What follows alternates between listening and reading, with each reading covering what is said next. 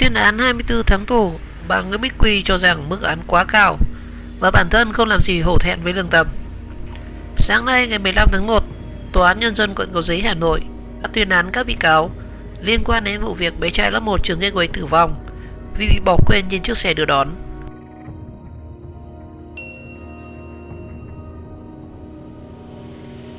Tám giờ 00, các bị cáo có mặt tại tòa. Được đưa vào phòng xét xử thì bị cáo Thủy ngồi gục đầu xuống đất. Gia đình cháu bé thì đã có mặt đầy đủ. Trong sáng nay thì tòa sẽ tuyên án đối với 3 bị cáo. Và trong ngày xét xử đầu tiên thì Viện Kiểm sát khẳng định cáo trạng truy tố bị cáo Doãn Quý Phiến và bà Nguyễn Bích Quy về tội vô ý làm chết người theo khoản 1 điều 128 Bộ luật hình sự. Bị cáo Nguyễn Thị Thủy về tội thiếu trách nhiệm gây hậu quả nghiêm trọng, quy định tại khoản 1 điều 360 Bộ luật hình sự là đúng người, đúng tội và đúng pháp luật. Và từ những căn cứ trên thì Viện Kiểm sát cho rằng cần cách ly các bị cáo khỏi đời sống xã hội một thời gian. Và theo đó thì bị cáo Nguyễn Bích Quy phạt từ 20 đến 24 tháng tù về tội vô ý làm chết người. Bị cáo Doãn Quý Phiến từ 15 đến 18 tháng tù. Bị cáo Nguyễn Thị Thủy bị đề nghị 12 đến 15 tháng tù. Bị cáo Thủy ngoài ra còn bị đề nghị cấm đảm nhiệm chức vụ 1 năm. 9 giờ 35 phút sau một ngày làm việc, hội đồng xét xử nhận định bị cáo Doãn Quý Phiến và Nguyễn Bích Quy về tội vô ý làm chết người theo khoản 1 điều 128 Bộ luật hình sự. Bị cáo Nguyễn Thị Thủy về tội thiếu trách nhiệm gây hậu quả nghiêm trọng, quy định tại khoản 1 điều 360 Bộ luật hình sự. Và trong vụ án này, người chịu trách nhiệm chính là bị cáo Quy. Bị cáo Phiến tại phiên tòa thì thành khẩn khai báo, ăn năn và hối lỗi. Bị cáo Thủy thì có tình tiết giảm nhẹ là thành khẩn khai báo và có người nhà có công với cách mạng. Người nhà có đề nghị xem xét giảm nhẹ hình phạt. Và từ những căn cứ trên thì hội đồng xét xử cho rằng cần cách ly các bị cáo ra khỏi đời sống xã hội một thời gian. Theo đó thì tuyên phạt bị cáo Nguyễn Bích Quy 24 tháng tù.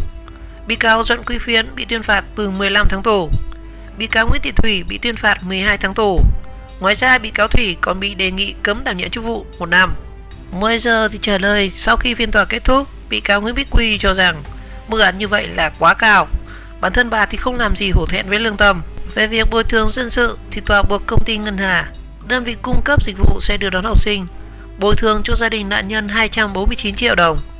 Buộc bị cáo Quy và bị cáo Phiến bồi thường cho gia đình nạn nhân 250 triệu đồng mỗi người một bị cáo.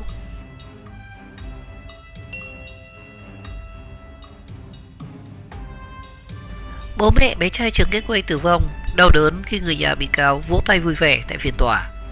Những tiếng vỗ tay của gia đình bị cáo Phiến tại phiên tòa đã khiến cho không chỉ bố mẹ cháu Lê Hoàng Long thêm phần đau xót, mà ngay cả những người đến dự phiên tòa cũng cảm thấy rất bức xúc và phản cảm. Tối 14 tháng 1, vì phiên tòa xét xử vụ bé trai lớp 1 trường Gateway tử vong trên xe đưa đón diễn ra trong không khí rất đau thương, nghẹn ngào, nhưng cũng không kém phần phẫn nộ. Tại phần tranh luận thì luật sư Vũ Gia Trường, văn phòng luật sư Phạm Hồng Hải, đoàn luật sư thành phố Hà Nội, chính là người bảo vệ quyền lợi ích hợp pháp cho bị hại, cho rằng nỗi đau mất mát đi người con duy nhất của gia đình anh Sơn, chị Hương là không gì có thể bù đắp được, và nỗi đau này bắt nguồn từ sự tắc trách cầu thả của các bị cáo. Và theo luật sư thì hậu quả từ hành vi của bà Nguyễn Bích Quy, ông Doãn Quý Phiến đã quá rõ ràng. Cháu Long mất đi khi tuổi đời còn quá nhỏ. Thế nhưng tại phiên tòa, cả hai bị cáo đùn đẩy trách nhiệm và đổ lỗi cho nhau, không thể hiện sự thành khẩn hối hận với những việc mình đã làm và đã gây ra cho gia đình người bị hại. Và có một điều rất đáng nói, khi luật sư trình bày luận cứ bào chữa cho bị cáo Phiến kết thúc thì người nhà của bị cáo còn vỗ tay. Thái độ đó là không thể chấp nhận được. Sao không biến tiếng vỗ tay thành cái nắm tay? Thân chủ của chúng tôi cũng đâu có hẹp hòi gì, chỉ cần một thái độ thành khẩn hối lỗi của cô giáo Thủy. Anh Sơn đã xin giảm nhẹ hình phạt cho bị cáo này, luật sư trưởng nói. Và cũng theo luật sư trưởng, trong giờ giải lao thì bố cháu Lê Hoàng Long đã có chia sẻ với luật sư về thái độ của bị cáo và người thân của bị cáo có mặt tại phiên tòa. Gia đình bị hại đã rất đau xót, nhưng suốt cả thời gian phiên tòa diễn ra, người thân của bị cáo không chỉ vỗ tay mà không còn có một lời thăm hỏi hay là động viên. Vì thế tôi đề nghị hội đồng xét xử sẽ tuyên mức phạt nghiêm khắc đối với các bị cáo, luật sư Vũ Gia Trưởng nói. Ngoài ra thì người bảo vệ quyền lợi và lợi ích của bị hại cũng đề nghị làm rõ vai trò của bị cáo Doãn Quý Phiến, bởi bị cáo Phiến có tới 2 vai trò là người tài xế và là người cung cấp dịch vụ, nhưng bị cáo quá vô trách nhiệm trong công việc của mình. Và ở tại phiên tòa thì bị cáo Doãn Quý Phiến cũng thể hiện thái độ thiếu thành khẩn, thiếu ăn năn hối cải. Cái gì bị cáo cũng không biết, không nhớ, không rõ. Do đó thì tôi đề nghị hội đồng xem xét một bản án nghiêm khắc và có tính răn đe đối với bị cáo Doãn Quý Phiến và bị cáo Nguyễn Bích Quỳ. Luật sư trưởng trình bày, bị cáo Doãn Quý Phiến đã bỏ qua 3 cơ hội có thể giúp cháu Lê Hoàng Long không tử vong trong vụ án này. Đó là việc khi Nguyễn Bích Quỳ xuống xe, lẽ ra ông Phiến phải kiểm tra xe trước khi đưa xe về nơi gửi. Lần thứ hai là lúc xuống xe ở điểm gửi xe, lẽ ra ông Phiến phải kiểm tra xe của mình một lần nữa trước khi khóa cửa và trở về nhà. Và lần thứ ba là trên quá trình di chuyển xe từ trường đến điểm đỗ xe, lẽ ra ông Phiến với kinh nghiệm mấy chục năm lái xe của mình phải phát hiện ra vụ việc một cháu bé bị bỏ quên trên chiếc xe chứ. Và đến gần 20 giờ 30 phút cùng ngày, hội đồng xét xử yêu cầu các bị cáo đứng trước bục khai báo và cả 3 bị cáo cho biết không có ý kiến gì về phần tranh luận của viện kiểm sát.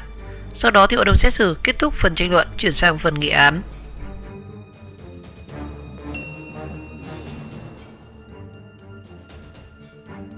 Xét xử vụ bé trai trường Gateway tử vong, bà Nguyễn Bích Quy kêu oan và khẳng định không hổ thẹn với lương tâm.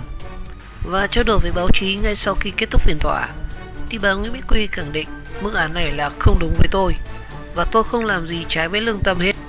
Tôi không có tội, nhưng tòa kết tội như thế này thì tôi đành phải chịu thôi. Và cũng có mặt tại tòa thì ông Nguyễn Thanh Sơn, luật sư bào chữa cho bị cáo Nguyễn Bích Quy cho biết không đồng tình với mức án mà tòa đã tuyên. Và trong vụ án này thì có rất nhiều tình tiết chưa được làm rõ. Thứ nhất là các vết tiêm ở trên bẹ cháu chưa được làm rõ, chưa xác định ai là người đã tiêm vào đùi cháu và ai là người cấp cứu cho cháu. Thời gian của ông Doãn Quý Phiến trùng khớp với thời gian mà cháu Lê Hoàng Long chết, từ 8 giờ đến 11 giờ ngày 6 tháng 8 năm 2019. Thì ông ấy đã bỏ đi đâu và chưa chứng minh được trong lời khai. Camera ở tầng hầm thì chưa phát hiện ra. Thứ hai đó chính là trách nhiệm của nhà trường. Giáo viên chủ nhiệm của nhà trường là chị Nguyễn Thị Thủy đã khai trong khoảng thời gian 8 giờ thì bị cáo Thủy đã thông báo với phòng giáo vụ là cháu Long vắng mặt. Tại sao nhà trường lại không đi kiểm tra, không thông báo về cho gia đình? Và đến 11 giờ chị Thủy lại thông báo tiếp có một đồng chí nữa ở phòng giáo vụ là vắng cháu L. Nhưng nhà trường đã bỏ mặc và không thông báo gì với gia đình. Vậy trách nhiệm của nhà trường ở đâu?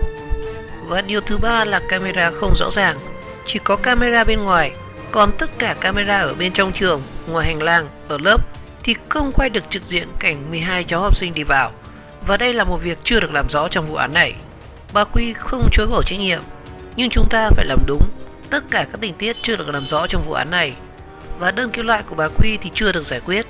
Bà Quy cho rằng lời khai không đúng. Tuy nhiên thì viện kiểm sát không xử lý vấn đề đó, ông Sơn cho hay. Luật sư Sơn cũng cho biết trong hồ sơ cho thấy ông Phiến đã từng có tiền án tiền sự, nhưng trong phiên tòa và bản cáo trạng thì đều nói rằng không có.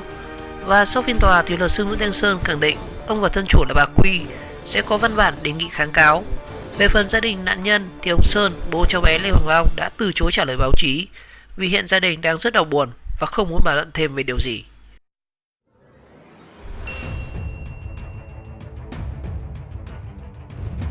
Tòa công bố đoạn video ghi lại quá trình trước và sau khi bé trai 6 tuổi bị bỏ quên trên xe đưa đón của trường Gateway tử vong.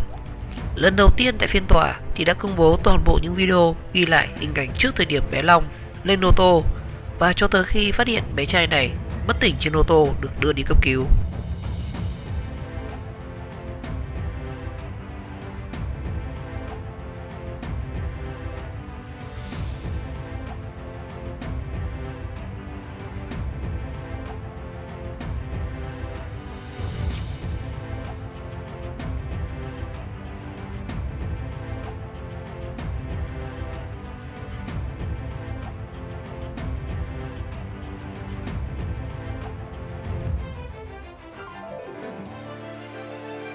Khi hội đồng xét xử sơ thẩm vụ án liên quan đến cái chết của cháu Lê Hoàng Long, học sinh lớp 1 Tokyo trường Gateway làm việc, thì ở phiên làm việc, bị cáo Nguyễn Thị Thủy, giáo viên chủ nhiệm lớp 1 Tokyo trường Gateway, đã quay về hướng gia đình nạn nhân Lê Hoàng Long, nhiều lần chắp tay và cúi đầu xin lỗi gia đình. Hội thẩm nhân dân tại phiên tòa chia sẻ, cháu bé có 6 tuổi được bố mẹ gửi gắm vào nhà trường 7-8 tiếng, mà để như vậy thì cũng là trách nhiệm của nhà trường. Nhà trường không làm tròn trách nhiệm, rõ ràng là nhà trường cũng có lỗi. Nói hay mãi cô này và cô kia. Tôi muốn nói như thế để chúng ta không quan liêu. Con em người ta, tính mạng của con em người ta gửi cho mình, vị hội thẩm nhân dân nói. Và tại tòa thì luật sư Nguyễn Thanh Sơn, văn phòng luật sư Thành Sơn và đồng sự, là người bào chữa cho bị cáo Quy đặt câu hỏi với bị cáo Doãn Quý Phiến. Luật sư đặt câu hỏi ngày 6 tháng 8 năm 2019, sau khi chở học sinh về đến điểm trả thì ông có dọn xe hay không? Ông Phiến đáp chỉ có ngó xem xe có rác hay không, sau đó thì rời xe và đi khỏi bãi đỗ. Luật sư hỏi tiếp, ngày 6 tháng 8 thì có thấy cháu nào mang bóng bay lên xe hay không? Ông Phiến đáp rằng tôi không biết.